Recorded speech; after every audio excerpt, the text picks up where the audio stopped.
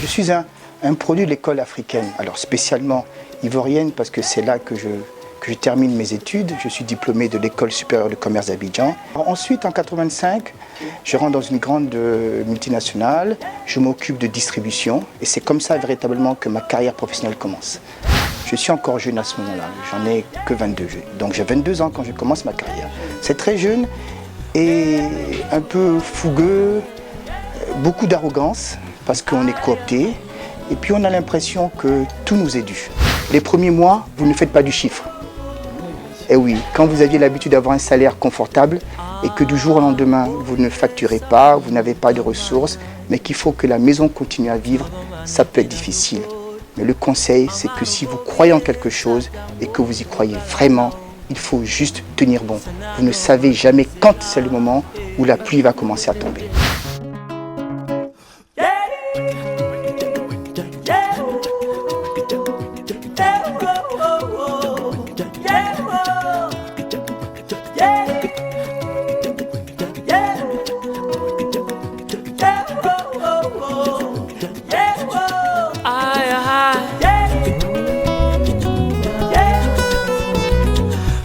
Mesdames et messieurs, bonsoir. C'est toujours un plaisir de vous retrouver, de partager avec vous l'expérience et les conseils de nos invités. Au sommaire de cette émission, le grand format. Mais avant, nous recevons pour la deuxième partie de notre émission M. Gilles Ataï, un homme qui des années durant a dirigé la politique marketing de grandes firmes multinationales et dont l'un des faits d'armes est d'avoir formé le long de sa carrière de 30 ans quelques centaines de cadres africains. Je dis bien quelques centaines de cadres africains. Gilles Ataï, bonsoir. Bonsoir Corinne Baguinoff. Heureuse de vous retrouver pour cette deuxième partie de cette émission Leitmotiv. Le plaisir est mien. Alors, nous avons parcouru vos débuts dans le milieu du travail jusqu'au jour où vous décidez de vous mettre à votre propre compte. Depuis septembre 2007, vous avez décidé donc de mettre votre expertise et votre expérience au service des personnes et des institutions en Afrique dans les domaines de la stratégie, du développement personnel et du leadership en créant votre compagnie basée à Johannesburg. Vous auriez pu, avec votre parcours, être directeur général d'une grande firme ou même être ministre, pourquoi pas. Pourquoi avoir fait ce choix de vous mettre à votre propre compte? C'est un choix personnel et je crois qu'il me convient parfaitement. Ça correspond à ce que je veux faire de ma vie, à la liberté dont j'ai besoin, à la vitesse à laquelle je veux pouvoir aller.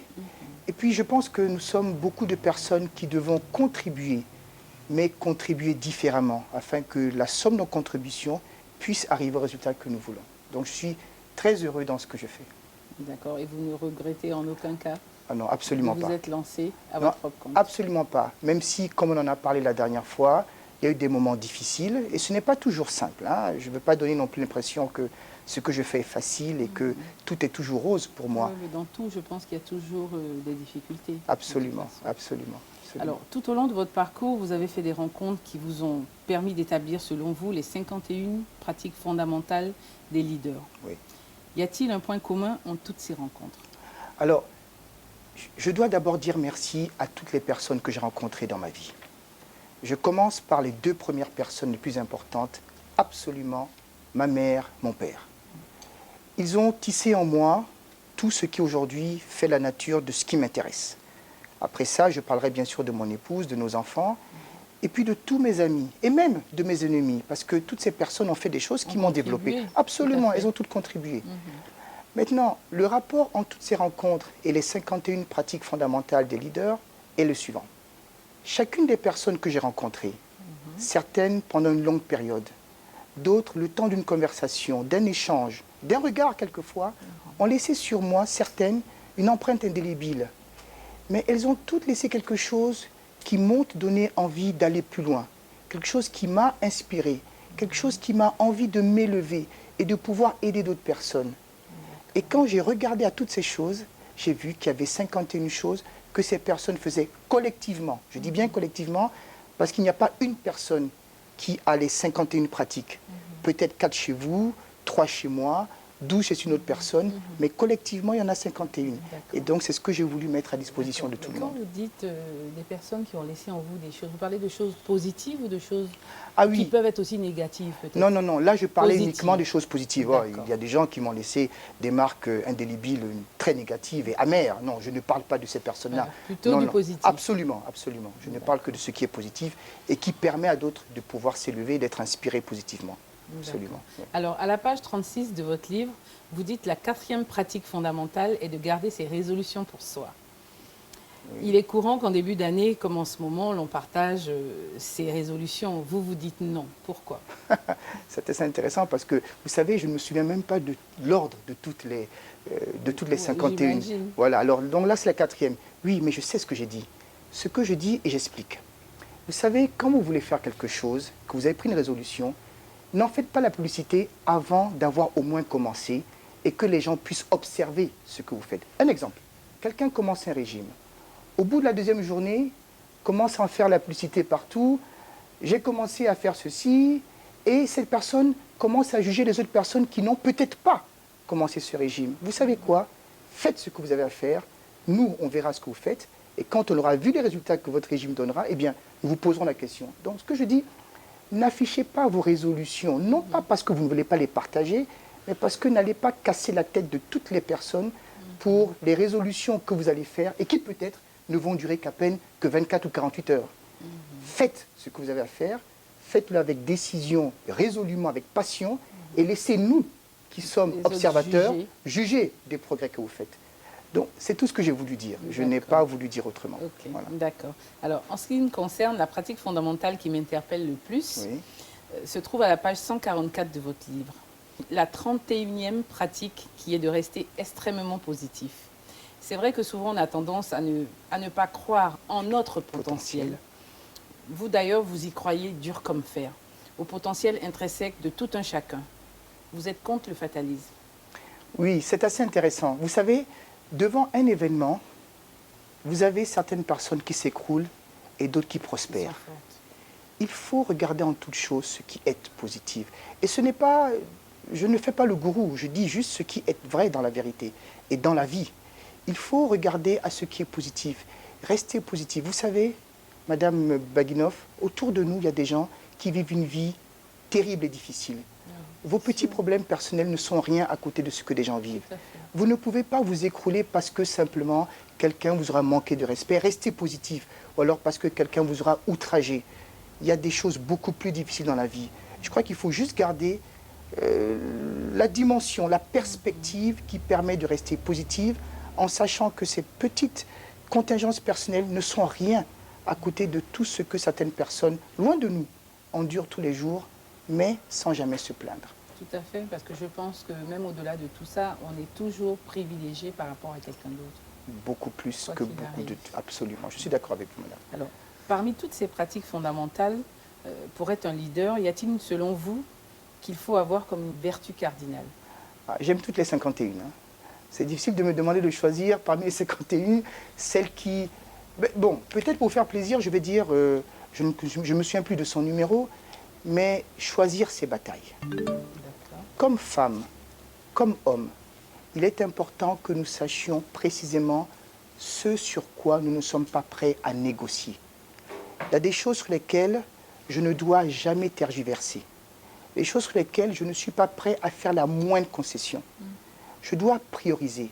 J'aime beaucoup cette pratique qui explique comment est-ce que les personnes qui nous inspirent et ces personnes qui font de grandes choses savent les batailles qu'elles ne peuvent pas abandonner. Mais elles savent également ce qu'elles sont prêtes à concéder. Si elles ne le ont pas, eh bien, ce n'est pas grave. Mais il est important de choisir ces batailles et celles qu'on a choisies, eh bien, il faut les gagner. Il faut se battre pour y arriver. Il faut se battre pour y arriver. Monsieur Attaï, avant de revenir sur votre parcours, je vous propose donc de suivre le grand format. Une touche délicate, une élégance affirmée.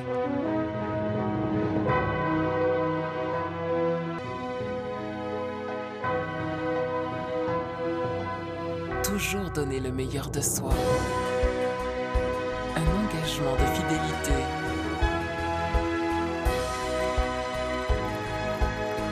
Une vision de rêve. Stoll, mon opticien.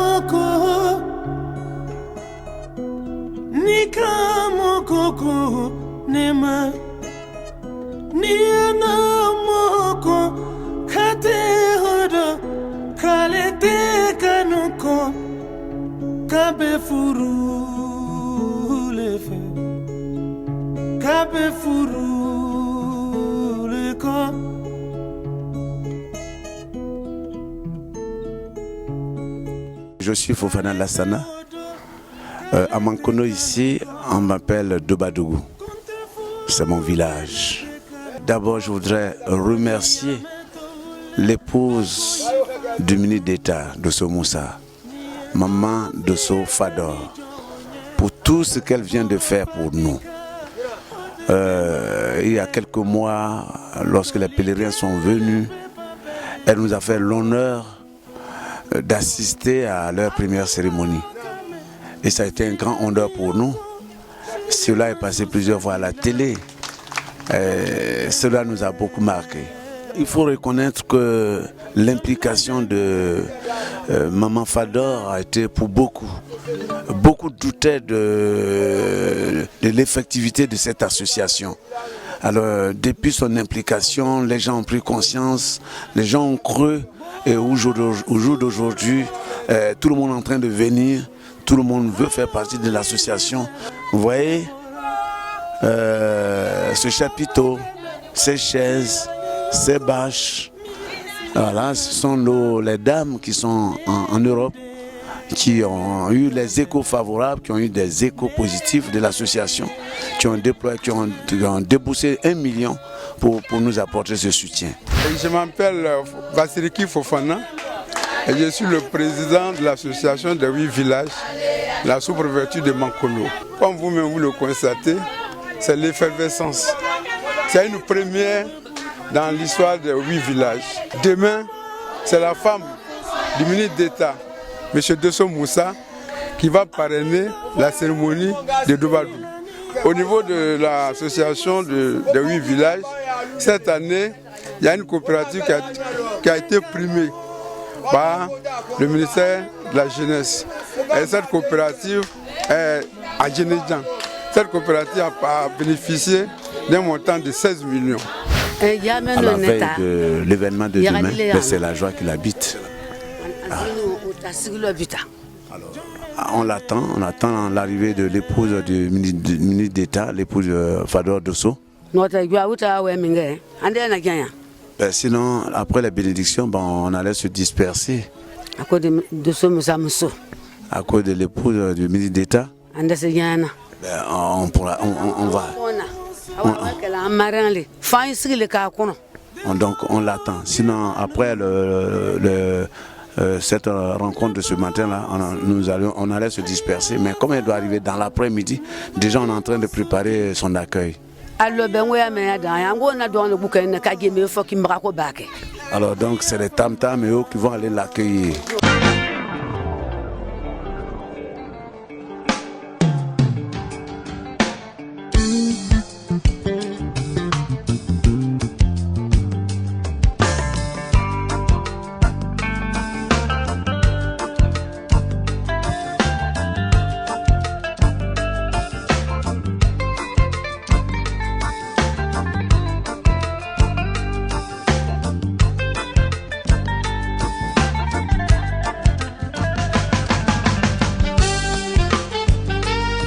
Je m'appelle Alain Fofana Ishaka et il a quitté Abidjan pour venir faire événement. En Abidjan, il y a 8 villages. On fait toutes les choses ensemble. Aujourd'hui, nous on est venus pour faire cet événement. à Dobadou ici. C'est ça là qui nous a envoyé, que vraiment notre association est très bonne.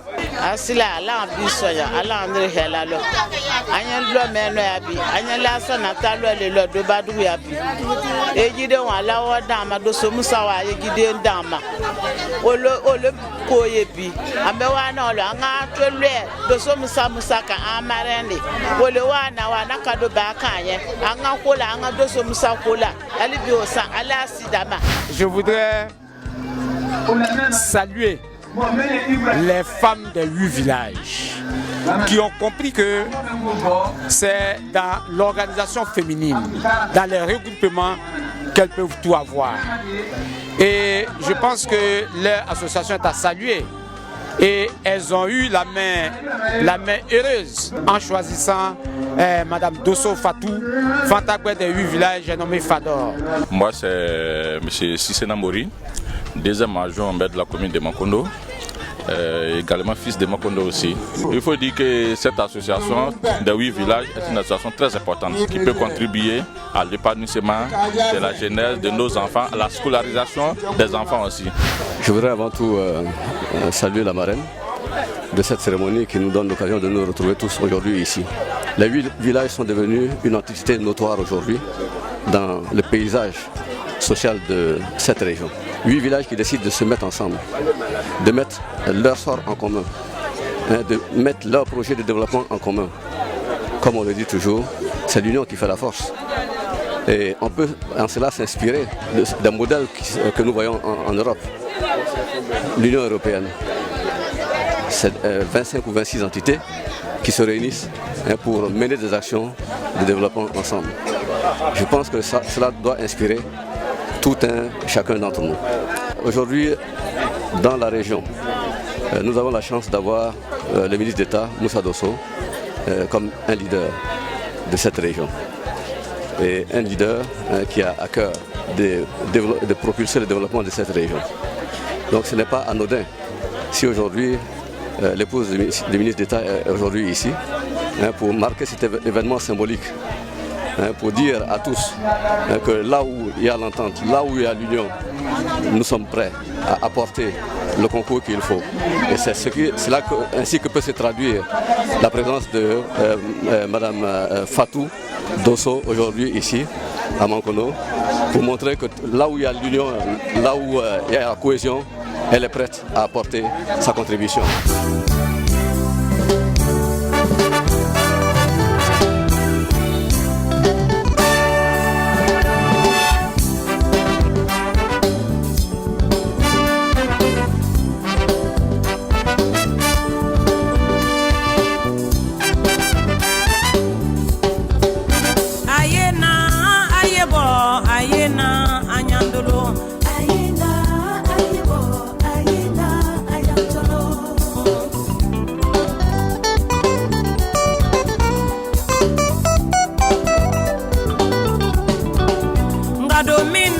C'est une grande impression de joie, de fierté et je suis remplie d'émotions.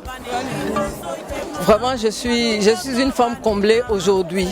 Je n'ai pas pensé un seul instant que mes sœurs des 8 villages allaient me réserver un accueil aussi chaleureux, aussi familial. Ce soir, je pense à Moussa qui n'a pas pu faire le déplacement parce qu'il est à la présentation des vœux au chef de l'État. Mais Moussa est représenté ici par Mamadou Dosso et son épouse Bintou. Et toute la famille Dosso est là. Nous sommes très contents d'avoir fait ce geste envers la population des 8 villages, surtout envers les femmes. J'encourage vraiment mes sœurs des 8 villages à se battre, comme j'ai dit, et nous allons nous battre ensemble. Le travail est important.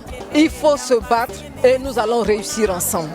Au niveau de notre amicale ADEM, la plupart des épouses de ministres ont déjà des activités dans la localité de leurs époux. Et la plupart d'entre elles aussi ont des ONG. Et puis vraiment, elles font presque toutes les activités en faveur des populations.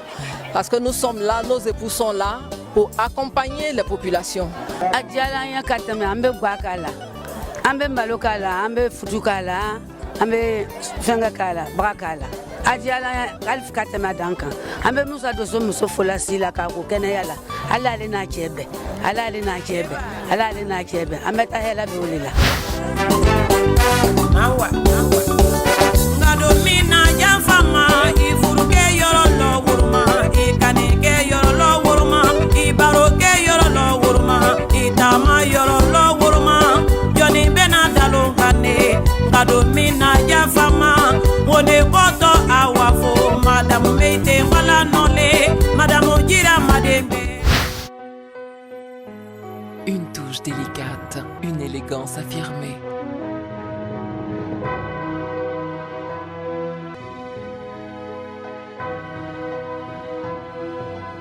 Toujours donner le meilleur de soi. Un engagement de fidélité.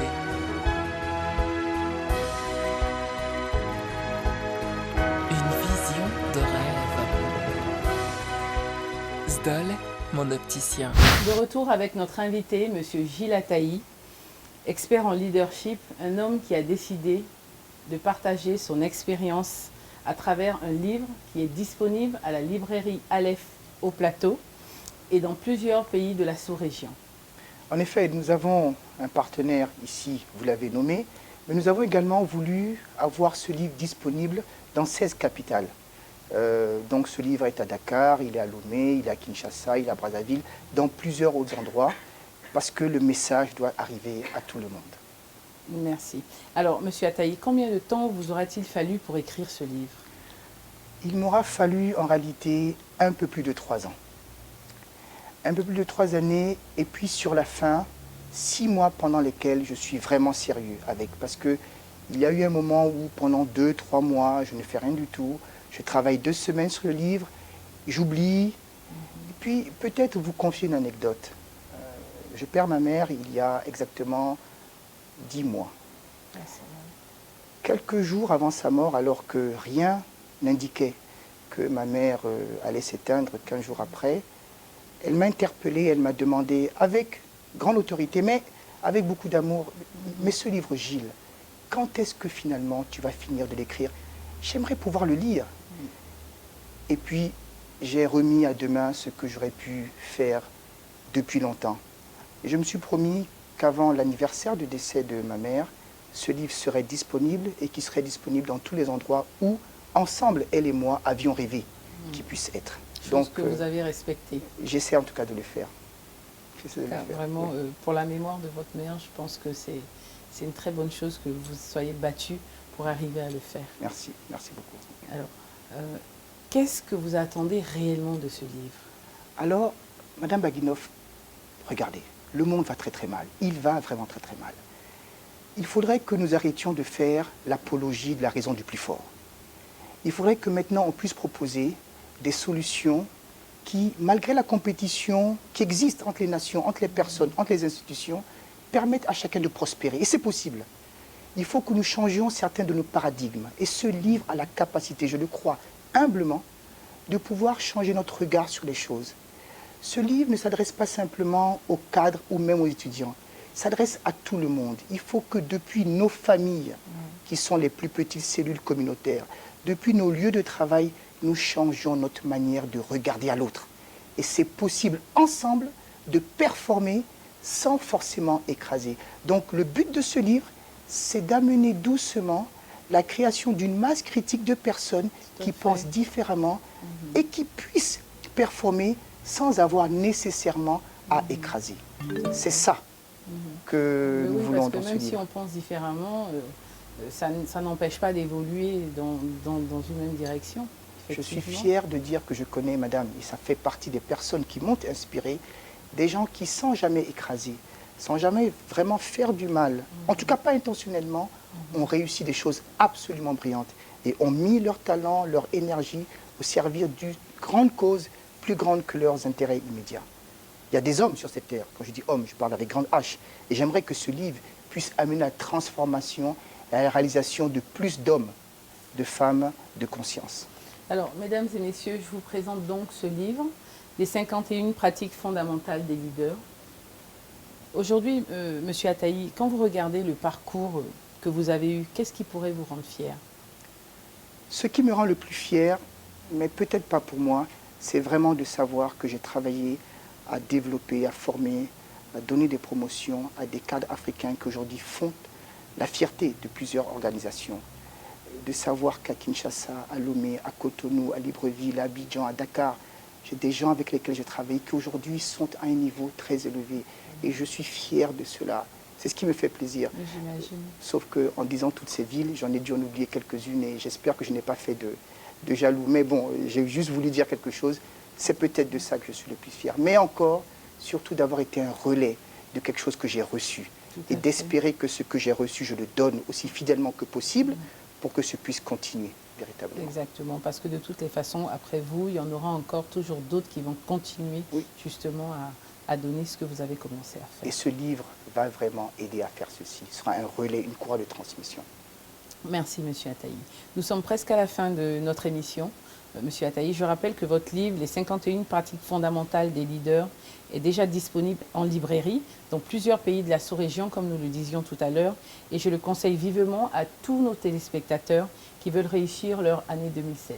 Je serais heureux, peut-être avant de terminer, Corinne Baguinoff, de pouvoir vous le signer, de pouvoir vous mettre un petit mot à vous. Avec plaisir, ah bien, le plaisir sera le mien en tout cas. Merci beaucoup.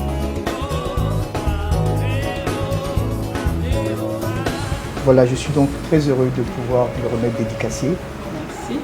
Voilà. Et pour moi, c'est un grand honneur de recevoir ce livre de vos mains. Merci. Et je le lirai et on en reparlera quand on se reverra. Absolument. Merci beaucoup.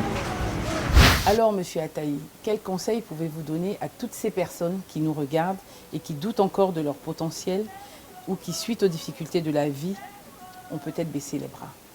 Alors, peut-être ce que je dirais, c'est nous avons en chacun d'entre nous un potentiel absolument extraordinaire.